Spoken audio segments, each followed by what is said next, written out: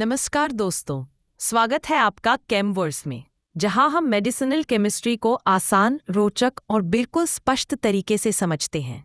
मैं हूं आपकी प्रोफेसर और आज हम बीएससी थर्ड ईयर की मेडिसिनल केमिस्ट्री के यूनिट 1 के पार्ट 3 की शुरुआत करने जा रहे हैं। इस वीडियो में हम दो बेहद महत्वपूर्ण टॉपिक को विस्तार से जानेंगे। सबसे पहले हम जानेंगे औषधि रसायन का महत्व, जहां हम ये समझेंगे कि दवाओं की संरचना, संश्लेषण, उनकी क्रिया और उनके प्रभाव को समझने में औषधि रसायन की क्या भूमिका है। यह क्षेत्र नई दवाओं के निर्माण से लेकर उनकी सुरक्षा तक हर कदम पर कितना अहम है, इसी हम सरल भाषा में समझेंगे। इसके बाद हम बात करेंगे औषधि एवं प्रसाधन सामग्री अधिनियम ड्रग्स एंड कॉस्मेटिक्स एक्ट के बारे में, जो दवाओं की गुणवत्ता, शुद्धता, सुरक्षा और नियमन को निर्धारित करने वाला सबसे महत्वपूर्ण कानून है। हम देखेंगे कि यह अधिनियम कैसे सुनिश्चित करता है कि बाजार में उपलब्ध दवाएं और कॉस्मेटिक्स सुरक्षित हों और निर्धारित मानकों का पालन करें। तो दोस्तों, तैयार हो जाइए एक और ज्ञानवर्धक और बहुत ही उपयोगी लेक्चर के लिए। अगर आप चैनल पर नए हैं तो केमवर्स को सब्सक्राइब करना बिल्कुल ना भूलें और वीडियो पसंद आए तो लाइक और शेयर जरूर करें। चलिए शुरू करते हैं केमवर्स के साथ आपकी ज्ञान यात्रा का पार्ट 3। औषधि रसायन का महत्व। औषधि रसायन फार्मास्यूटिकल केमिस्ट्री का महत्वपूर्ण स्थान है, क्योंकि यह औषधियों के निर्माण, उनके गुण, प्रभाव और कार्यविधि को समझने में मदद करता है। यह रसायन विज्ञान की एक शाखा है जो औषधियों के रासायनिक संरचना, उनकी क्रियावली और शरीर में उनके प्रभाव का अध्ययन करती है। औषधि रसायन का महत्व विशेष रूप से स्वास्थ्य देखभाल, दवाओं के विकास और चिकित्सा क्षेत्र में अत्यधिक है। औषधि रसायन के महत्व के मुख्य बिंदु निम्नलिखित हैं, जिसमें पहला, नई औषधियों का विकास, डेवलपमेंट ऑफ न्यू ड्रग्स। औषधि रसायन का सबसे महत्वपूर्ण कार्य नई और प्रभावी दवाओं का विकास करना है। यह रासायनिक संरचनाओं के अध्ययन और संश्लेषण के द्वारा नई दवाओं का निर्माण करता है। वैज्ञानिक रसायन के माध्यम से रासायनिक यौगिकों का संश्लेषण करते हैं जो विशिष्ट रोगों के इलाज में सहायक होते हैं, जैसे एंटीबायोटिक्स, एंटीवायरल दवाएं और एंटी कैंसर ड्रग्स का विकास। दूसरा, दवाओं की संरचना और कार्यविधि का अध्ययन, study of drug structure and mechanism of action. औषधि रसायन में दवाओं की रासायनिक संरचना का अध्ययन किया जाता है, जिससे यह समझने में मदद मिलती है कि कोई दवा शरीर में कैसे काम करती है। यह अध्ययन यह सुनिश्चित करने में मदद करता है कि दवा शरीर पर किस प्रकार से प्रभाव डालती है, जैसे एंजाइमों के साथ प्रतिक्रिया, सिद्धांत और कोई अन्य जैविक प्रक्रिया। तीसरा, दवाओं का सुरक्षा परीक्षण। औषधि रसायन के माध्यम से दवाओं के दुष्प्रभावों का परीक्षण किया जाता है, जिससे यह सुनिश्चित किया जाता है कि दवा शरीर पर हानिकारक प्रभाव नहीं डाल रही है। टॉक्सिकोलॉजी का अध्ययन भी औषधि रसायन का हिस्सा है, जो यह निर्धारित करता है कि कोई दवा कितनी सुरक्षित है और उसके दुष्प्रभाव क्या हो सकते हैं। चौथा, दवाओं की स्थिरता और भंडारण, stability and storage of drugs. दवाओं की स्थिरता का परीक्षण करने के लिए रसायन विज्ञान का उपयोग किया जाता है, ताकि यह सुनिश्चित किया जा सके कि दवाएं समय के साथ अपनी प्रभावशीलता बनाए रखती हैं और खराब नहीं होती हैं। ऑक्सीकरण, हाइड्रोलिसिस और लाइट और तापमान के प्रभाव पर ध्यान दिया जाता है, ताकि दवाओं के भंडारण की सही विधियां निर्धारित की जा सकें। पांचवा, दवाओं का pharmaceutical formulation, pharmaceutical formulation of drugs. औषधि रसायन का महत्वपूर्ण कार्य दवाओं के फॉर्मुलेशन में होता है, जिसमें दवाओं की सही खुराक, अवशोषण दर और वितरण को नियंत्रित किया जाता है। इसमें दवाओं को गोलियों, कैप्सूल्स, सिरप, इंजेक्शन आदि में बदलने के लिए उपयुक्त संयंत्र और पदार्थों का चयन किया जाता है, ताकि दवा प्रभावी रूप से शरीर में कार्य कर सके। छठा, दवाओं के मिश्रण और परिष्करण। रसायन विज्ञान का प्रयोग दवाओं के मिश्रण और परिष्करण में किया जाता है। इसमें रासायनिक संश्लेषण, यौगिकों का शुद्धिकरण और दवाओं के परिष्कृत रूपों को विकसित करने के लिए तकनीकों का उपयोग किया जाता है, जैसे नए अणुओं का संश्लेषण और उनके गुणों की पहचान, ताकि एक प्रभावी दवा तैयार की जा सके। सातवां, नैतिक और कानूनी मुद्दे, एथिकल एंड लीगल इश्यूज। औषधि रसायन यह सुनिश्चित करने में भी मदद करता है कि दवाओं का विकास और वितरण कानूनी और नैतिक मानकों के अनुसार किया जाए।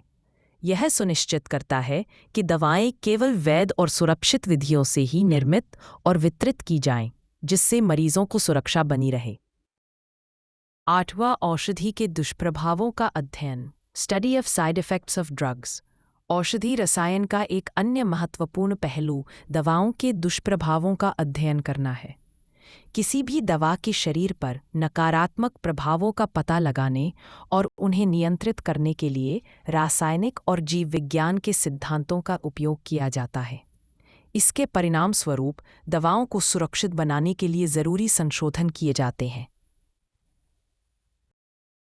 नौवां, दवाओं के साथ संयोजन, औषधि रसायन यह भी अध्ययन करता है कि जब एक से अधिक दवाएं एक साथ ली जाती हैं तो उनका आपस में क्या प्रभाव होता है। दवाओं के बीच इंटरैक्शन के अध्ययन से यह पता चलता है कि किसी दवा का दूसरी दवा के साथ सेवन करने पर दवाओं के प्रभाव में कोई बदलाव हो सकता है, जैसे कि उनकी शक्ति कम या ज्यादा हो सकती है या कोई विषाक्त प्रतिक्रिया हो सकती है। 10वां, स्वास्थ्य और कल्याण को बढ़ावा देना, प्रमोटिंग हेल्थ एंड वेलनेस। औषधि रसायन का उद्देश्य न केवल दवाओं का निर्माण करना है, बल्कि उनके द्वारा स्वास्थ्य में सुधार लाना है। नई और प्रभावी दवाओं का विकास, जिनका सही तरीके से उपयोग किया जा सकता है, यह समाज में स्वास्थ्य और कल्याण के स्तर को बेहतर बनाता है। अब हम बात करेंगे टॉपिक नंबर 2, औषधि एवं प्रसाधन सामग्री अधिनियम, ड्रग्स एंड कॉस्मेटिक्स एक्ट। यह भारत में 1940 में लागू किया गया था और इसका उद्देश्य औषधियों, दवाओं और प्रसाधन सामग्री, कॉस्मेटिक्स की गुणवत्ता, सुरक्षा और प्रभावशीलता को नियंत्रित करना है। यह अधिनियम भारत में दवाओं और प्रसाधन सामग्री के निर्माण, बिक्री, वितरण, आयात, निर्यात और उपयोग पर निगरानी रखने के लिए एक कानूनी ढांचा प्रदान करता है। इस अधिनियम का मुख्य उद्देश्य यह सुनिश्चित करना है कि भारत में उपलब्ध दवाएं और प्रसाधन सामग्री मानक गुणवत्ता की हों और यह उपभोक्ताओं के स्वास्थ्य के लिए सुरक्षित हों। साथ ही यह गलत तरीके से निर्मित, खराब गुणवत्ता वाली, अवैध दवाओं और प्रसाधन सामग्री के खिलाफ कार्रवाई करता है। औषधि एवं प्रसाधन सामग्री अधिनियम के प्रमुख बिंदु, जिसमें पहला बिंदु अधिनियम का उद्देश्य, ऑब्जेक्टिव ऑफ द एक्ट। इस अधिनियम का उद्देश्य दवाओं और प्रसाधन सामग्री के उत्पादन, विपणन और वितरण की गुणवत्ता, सुरक्षा और प्रभावशीलता सुनिश्चित करना है। यह गलत तरीके से निर्मित, अवैध या असुरक्षित दवाओं और प्रसाधन सामग्री के खिलाफ नियंत्रण स्थापित करने के लिए है। दूसरा, दवाओं और प्रसाधन सामग्री का नियंत्रण, control of drugs and cosmetics. दवाएं, यह अधिनियम उन दवाओं को नियंत्रित करता है जिनका उपयोग मानवों और जानवरों के इलाज, उपचार, रोकथाम या निदान के लिए किया जाता है। प्रसाधन सामग्री, इसमें कॉस्मेटिक्स जैसे कि साबुन, शैम्पू, क्रीम, मेकअप सामग्री आदि शामिल है, जो शरीर के बाहरी उपयोग के लिए होते हैं। दोनों को सुरक्षा, गुणवत्ता और प्रभावशीलता सुनिश्चित करने के लिए नियामक प्राधिकरणों द्वारा नियंत्रित किया जाता है। तीसरा, प्राधिकृत अधिकारियों का गठन, अपॉइंटमेंट ऑफ अथॉरिटीज। अधिनियम में एक केंद्रीय औषधि नियंत्रक, ड्रग्स कंट्रोलर जनरल और राज्य स्तर पर राज्य औषधि नियंत्रक की नियुक्ति का प्रावधान है। ये अधिकारी दवाओं और प्रसाधन सामग्री के निर्माण, बिक्री और गुणवत्ता मानकों की निगरानी करते हैं। साथ ही राज्य और केंद्रीय सरकार के द्वारा दवाओं के उत्पादन और वितरण को सुनिश्चित करने के लिए निरीक्षकों का भी गठन किया जाता है। चौथा, मानक और लाइसेंस, स्टैंडर्ड्स एंड लाइसेंसिंग। दवाओं और प्रसाधन सामग्री के निर्माण के लिए उचित लाइसेंस प्राप्त करना अनिवार्य है। यदि कोई व्यक्ति बिना लाइसेंस के दवाओं या प्रसाधन सामग्री का निर्माण करता है तो यह कानूनी उल्लंघन माना जाएगा। इसके अलावा दवाओं और प्रसाधन सामग्री की गुणवत्ता मानक तय किए जाते हैं और इनके निर्माण में इन्हीं मानकों का पालन करना आवश्यक होता है। पांचवा, आयात और निर्यात। इस अधिनियम के तहत आयातित दवाओं और प्रसाधन सामग्री पर भी निगरानी रखी जाती है। यदि कोई दवा या प्रसाधन सामग्री भारत में आयात की जाती है तो उसे भारतीय मानकों के अनुरूप होना चाहिए। इसके साथ ही किसी भी दवा या प्रसाधन सामग्री का निर्यात करते समय उसके मानकों का पालन करना आवश्यक है। 6वां नियामक परीक्षण और अनुमोदन, रेगुलेटरी टेस्टिंग एंड अप्रूवल।